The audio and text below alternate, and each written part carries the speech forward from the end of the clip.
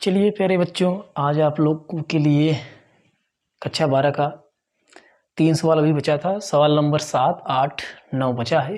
तो चलिए आज हम सवाल नंबर 7 को तीसरे लेक्चर में समाप्त कर दे रहे हैं। आज देखो बच्चों, आपको दिया क्या है इसमें। सबसे पहले आपको सवाल को समझना बहुत जरूरी है। दिया है वायु में 500 नैनोमीटर तरंग दैर्ध्य। अब देखो वायु में दिया है, किसमें दिया है बच्चों? वायु में दिया है 500 नैनोमीटर तरंग दैर्ध्य। तो यहाँ पे लिखेंगे वायु में प्रकाश का तरंग दैर्ध्य। भाई वायु में दिया है प्रकाश का तरंग दैर्ध्य, तो लिख देंगे वायु में प्रकाश का तरंग दैर्ध्य कितना दिया है दोस्तों? 500 नैनोमीटर। तो यहाँ लिख देंगे 500 नैनोमीटर। अब नैनोमीटर के बदले किस में? मीटर में। तो क्या करोगे?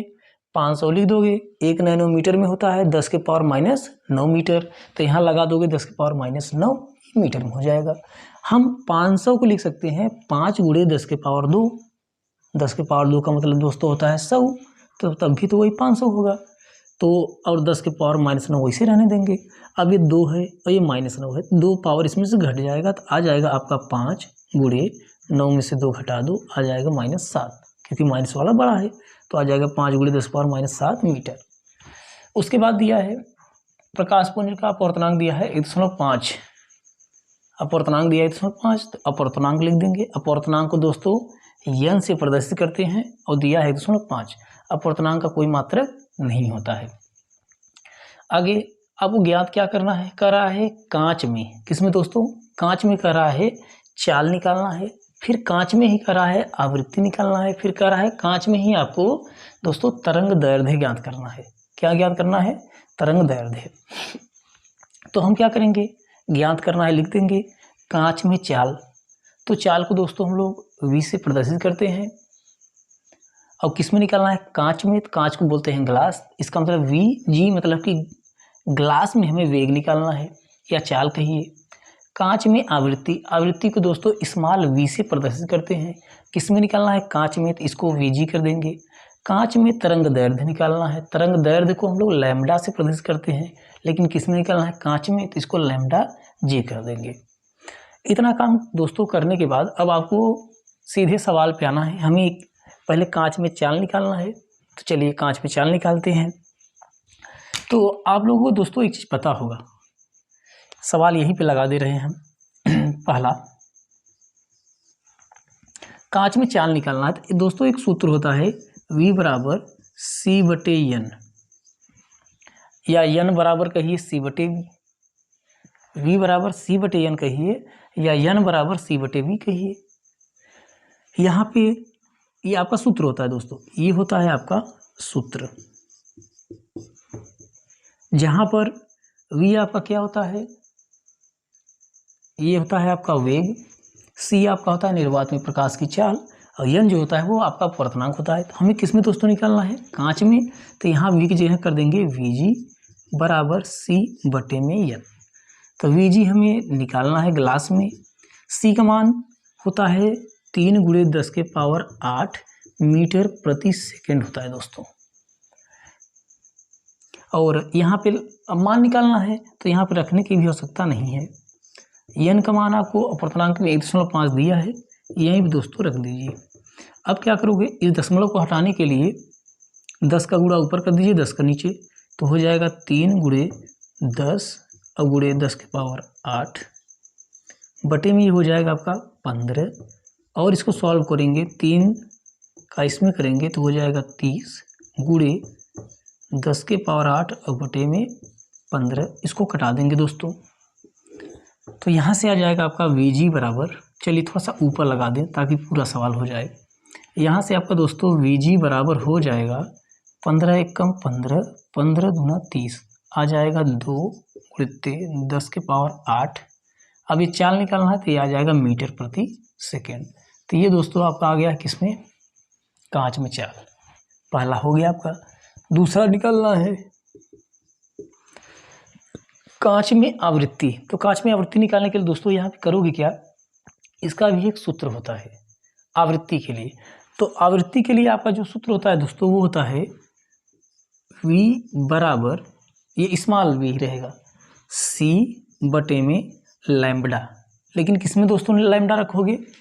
यहाँ y में निकालना है तो यहाँ पे लैम्डा ए कर देना, और हमें यहाँ पहले मेन सूत्र, ये मेन सूत्र होता है। तो हमें किस में निकालना है दोस्तों, कांच में, तो वीजी कर देना बटे में सी लैम्डा, ये आपको किस में, वाई में दिया है, तो लैम्डा ए कर देना। यहाँ पे आपको बराबर सी का मान वही होता है 3 गुणे 10⁸ मीटर प्रति सेकंड, इसमें तो रखने की आवश्यकता नहीं है। लैम्डा ए का मान आपको दोस्तों दिया है 5 गुणे 10⁻⁻7।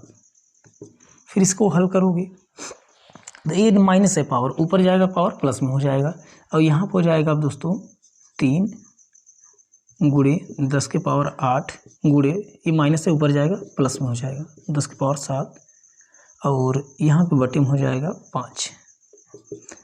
तो और इसको सॉल्व करोगे तो 3 गुणे 10⁸8 और 7 15 हो जाएगा, और बटे में 5।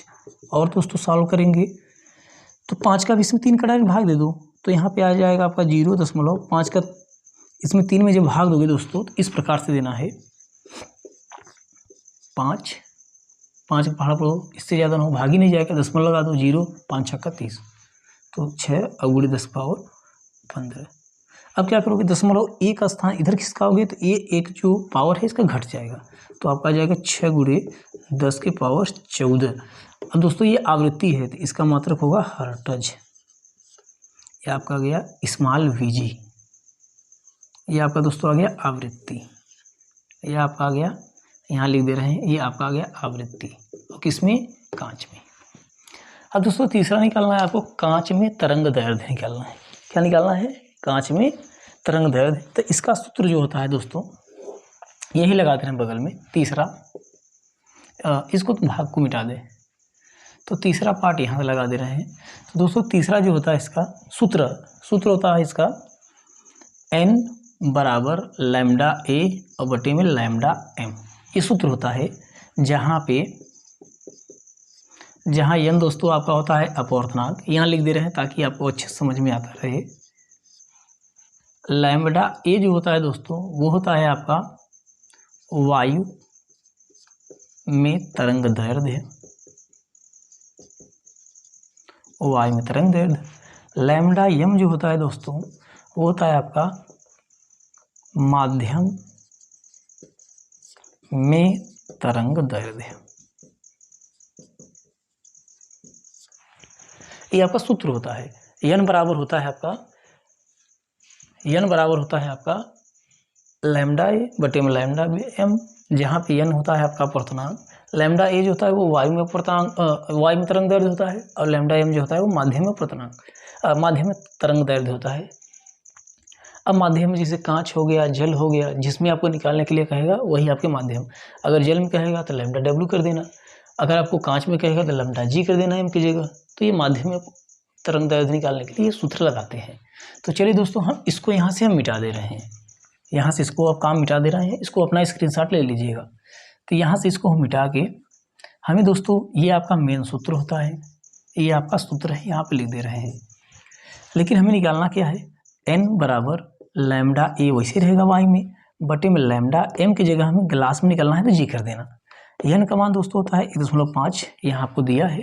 लैम्डा ए मतलब वाई में आपको दिया है 5 गुणे 10⁻⁻7 और बटे में लैम्डा जी को यहाँ कर दो, 1.5 को यहाँ कर दो, तो लैम्डा जी बराबर 5 गुणे 10⁻⁻7 बटे में 1.5 नीचे आ जाएगा।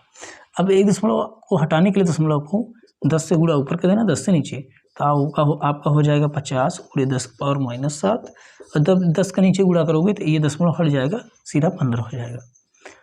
अब क्या करोगे, या तो इसको डायरेक्ट कटा दीजिए, या तो फिर इसमें आप इसको पहले 5 से कटा दीजिए एक बार, तो 5 दहा में 50, 5 तिहाई 15, तो आपका आ जाएगा 10 बटे 3 गुणे 10⁻⁻7, और 10 में 3 का भाग दोगे तो आ जाएगा 3.33 गुणे 10⁻⁻7। अब ये लैम्डा है, तरंग दैर्ध्य है, तो इसका मात्रक, ये लंबाई होता है तो इसका मात्रक आ जाएगा इतना मीटर। तो ये आपका आ गया कांच में तरंग दैर्ध्य आ गया दोस्तों, ये आपका आ गया कांच में तरंग दैर्ध्य आ गया आपका। तो आशा है कि आप लोगों को अच्छी तरीके से समझ में आ गया होगा। और चलते हैं आपके अब सवाल नंबर 8 आज पूरा कंप्लीट करना है। आप लोग साथ दीजिए, लगभग इस समय दोस्तों 11 बज रहा है। अभी मैं वीडियो बना रहा हूँ। अब सब समझ लीजिए आपकी ही सेवा के लिए मैं लगा हूँ, सोच रहा हूँ किसी तरीके से आप कर लीजिए। इसका एक स्क्रीनशॉट ले लीजिए, आराम से अपना जो भी फेयर कॉपी बनाए हो उसको अपना आराम से नोट कर दीजिए और रेगुलर आपको डेली मिलता रहेगा, टेंशन ना लीजिए।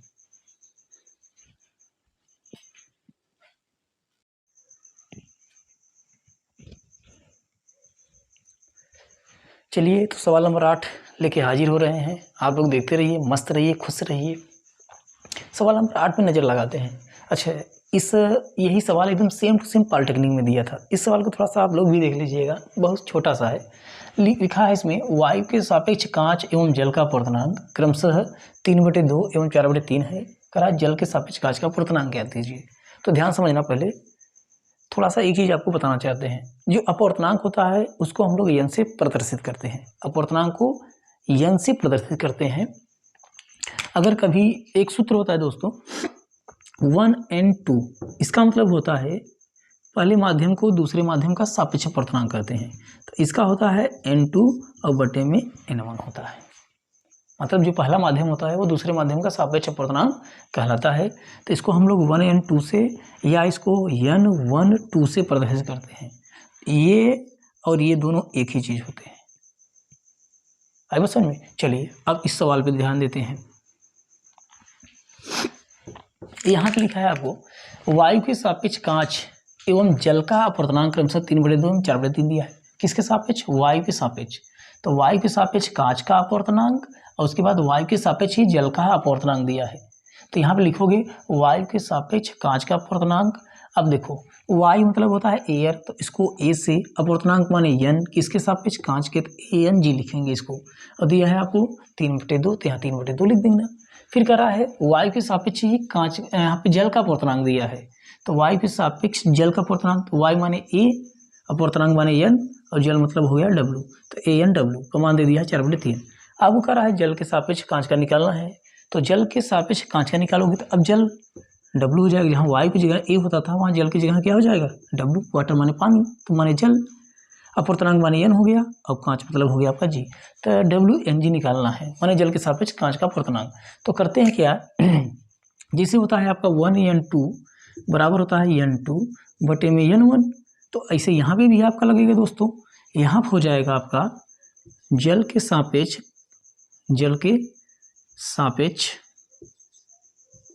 कांच का अपवर्तनांक बराबर, कांच का अपवर्तनांक हो जाएगा आपका Ng और बटे में NW। अब हम चाहे तो इसका A यहाँ पे लगा सकते हैं और चाहे तो मत लगाओ, तभी कोई दिक्कत नहीं है। अगर यहाँ पे लगा भी सकते हो तो लगा भी दो यहाँ पे, लेकिन कोई दिक्कत है नहीं। तो ANG का मान आपका है दोस्तों 3/2। यहाँ पर ANW का मान आपको 4/3 दिया है, तो 4/3 रख दो बराबर 3/2 सेम लिखते हैं। गुणा अंश वाला हर में, हर वाला अंश में, 3 ऊपर गया 4 नीचे। अब इसको थोड़ा सा अगर कैलकुलेशन थोड़ा सा कर दोगे, WNG बराबर अंश का गुणा अंश में, हर का हर में, 3 त्रिका 9 और बटे 4 दूनी 8। यही दोस्तों आपका आंसर आ गया है ना। छोटा ये पॉलिटेक्निक में आया था, सोचो बहुत बढ़िया क्वेश्चन है। आशा है आप लोग समझ में आ गया होगा।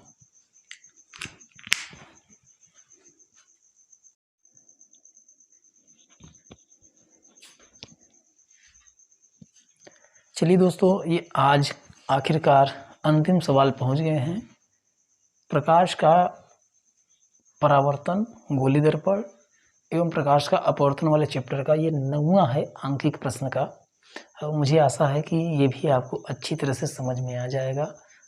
चलिए देखते हैं। लिखा है कांच था हीरे का अपवर्तनांक क्रमशः 1.5 था 2.4 है। दोस्तों दो पदार्थ है, एक कांच है और दूसरा हीरा है, और दोनों का अपवर्तनांक अलग अलग दिया है। कांच का अपवर्तनांक दिया है 1.5, हीरे का अपवर्तनांक दिया है 2.4। तो यहाँ पे लिख देंगे कांच का अपवर्तनांक। अब कांच को हम लोग बोलते हैं G, कांच मतलब ग्लास, तो अपवर्तनांक माने n, तो इसको Ng से 1.5, हीरे का डायमंड होता है तो इसको Nd से 2.4 हो गया। अब दोस्तों आपको 3 सवाल दिया है ज्ञात करने के लिए। पहला कांच तथा हीरे में प्रकाश की चाल का मान, माने कांच में भी प्रकाश का चाल निकालना है, हीरे में भी प्रकाश का चाल निकालना है। दूसरे क्वेश्चन में कहा है हीरे का कांच के सापेक्ष अपवर्तनांक ज्ञात करना है। तीसरे में कहा है परम अपवर्तनांक से आप क्या समझते हैं। तो दोस्तों जो परम अपवर्तनांक n का सूत्र होता है C/V, जहाँ पे आपका C होता है निर्वात में प्रकाश की चाल तथा जो V होता है वो माध्यम में चाल होता है और n अपवर्तनांक होता ही है। तो तीसरे का उत्तर हम लिख दिए हैं। आपको पहला दूसरा ज्ञात करना है। पहले कांच में निकालोगे फिर हीरे में। तो पहले हम निकाल ले रहे हैं कांच में प्रकाश की चाल। कांच में प्रकाश की चाल, ये आपको पहला वाला ज्ञात करना है। सूत्र होता है आपका n बराबर C/V, ये सूत्र होता है। लेकिन यहाँ पे n की जगह किस में निकालना है, कांच का, तो Ng यहाँ पर रख देना, हो गया। और हमें क्या निकालना है, कांच में ही प्रकाश की चाल निकालना है, तो कांच के लिए इसको Vg कर दे रहे हैं। तो यहाँ पे क्या करोगे, इसको यहाँ कर दो दोस्तों, इसको यहाँ, तो Vg यहाँ कर देना, C और Ng को यहाँ कर देना। अब क्या करोगे, ये हो जाएगा आपका Vg बराबर C का मान आपको याद होना चाहिए हर समय। इसका मान होता है 3 × 10⁸ मीटर पर सेकंड। तो इसको लिखने की आवश्यकता नहीं है, बटे में Ng का मान 1.5। चलिए, एक अंक दशमलव है, 10 का गुणा ऊपर कर दीजिए, 10 का नीचे, क्यों, क्योंकि ये दशमलव को हटाने के लिए। तो ऊपर हो जाएगा दोस्तों 30 × 10⁸, दशमलव हट जाएगा, यहाँ पर हो जाएगा 15। इसको कटा दीजिए, 15 दूना 30, 10⁸ आ जाएगा मीटर पर सेकंड। तो ये आपका आ गया कांच में प्रकाश का चाल। अच्छा, पहले वाले में ही 2 है, तो पहले वाले में ही इसको हम A कर दे रहे हैं, इसको हम B कर दे रहे हैं। अब निकाल रहे हैं हीरे में प्रकाश की चाल। हीरे में प्रकाश की चाल, सूत्र यही होगा, n बराबर C/V ही सूत्र होगा। लेकिन यहाँ पे हीरा के लिए Nd लगा दोगे और C, और यहाँ पे दोस्तों कर दोगे Vd। यहाँ पे Vd को वहाँ कर दो, इसको यहाँ पे, तो ये हो जाएगा आपका Vd बराबर C बटे, ये हो जाएगा आपका Nd। इसी में दोस्तों मान इनपुट कर दीजिए। तो Vd बराबर C का मान वही होगा 3 × 10⁸ बटे में Nd का मान 2.4। दशमलव हटाने के लिए 10 का गुणा ऊपर कर दो, 10 का नीचे, 30 हो जाएगा, और ये हो जाएगा 10⁸, और बटे में दशमलव हट जाएगा, आ जाएगा 24। 6 से कटा दीजिए, तो 6 से 6 पंचे 30 और 6 चौका 24, आ जाएगा 5 बटे में 4 इंटू 10⁸। 5 में 4 से भाग दे दीजिए, 4 एकम 4 दशमलव 10, 4 दूनी 8 और 4 पंचे 20 गुणे 10⁸ मीटर पर सेकंड।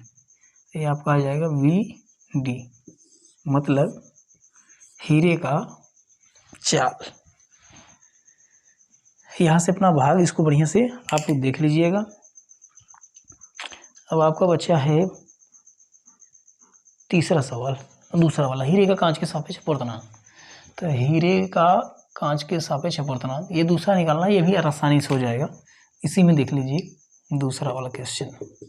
तो पहले वाले में ए पार्ट में, क्योंकि कांच का अलग से चाल निकालना था, हीरे का अलग से, तो हम क्या कर दिए हैं, कांच के लिए ए वाला कर दिए हैं, इसको कांच प्रकाश की चाल यहाँ से, और हीरे वाले को हम यहाँ से कर दिए हैं। अब दूसरा वाला जो क्वेश्चन है हीरे का कांच के सापेक्ष, दोस्तों इसके शब्दों में हमें जाना है। यहाँ कहा है कांच के सापेक्ष निकालना है, किसका, हीरे का। तो कांच के सापेक्ष लिखोगे, कांच के सापेक्ष, कांच के सापेक्ष हीरे,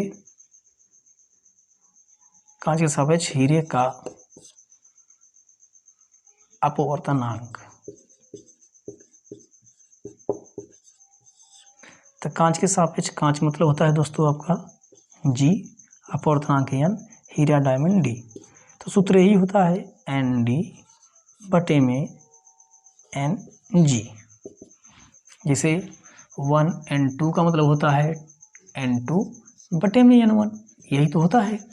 तो यहाँ पे GNWD का मतलब हो जाएगा ND ऊपर, जिसे n2 ऊपर करते थे वैसे ND ऊपर, और उसके बाद n1 ऊपर, ऐसे NG नीचे हो जाएगा आपका।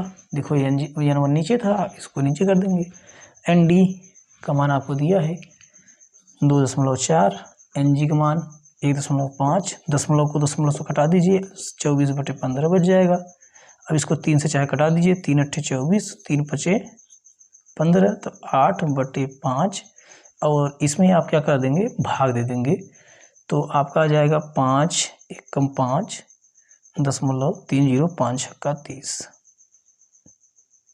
इतना आ जाएगा। अपवर्तनांक है तो इसका कोई मात्रक होता नहीं है, तो ये आपका आ जाएगा 1.6।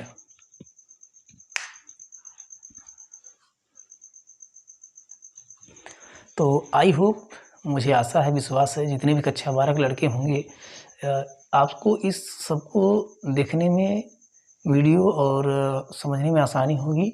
और मुझे आशा है कि आप लोग लाइक करेंगे, सब्सक्राइब करेंगे और अपने दोस्तों में भी शेयर कीजिए, ताकि उनका भी बोर्ड का एग्ज़ाम है, उनका भी आसानी के साथ हो जाए। तो इसी प्रकार से मिलता रहेगा। और हाँ, कुछ अगर कमियां हों, न समझ में आए, तो उसको आप लोग कमेंट बॉक्स में लिख सकते हैं। अगर आवाज़ स्लो है, क्योंकि अब सोच लीजिए 11 बज रहा है रात, इस समय वीडियो हम शूट कर रहे हैं, तो आवाज़ अगर ज़्यादा आवाज़ करोगे तो बाहर समस्या आ जाती है। तो इसलिए इसी प्रकार से पढ़ाया जा रहा है, तो आप लोग ध्यान दीजिएगा। और आप सभी को बहुत बहुत धन्यवाद। आप लोगों ने इतना सब्सक्राइब किया है, चैनल को लाइक किया है, बहुत बहुत धन्यवाद।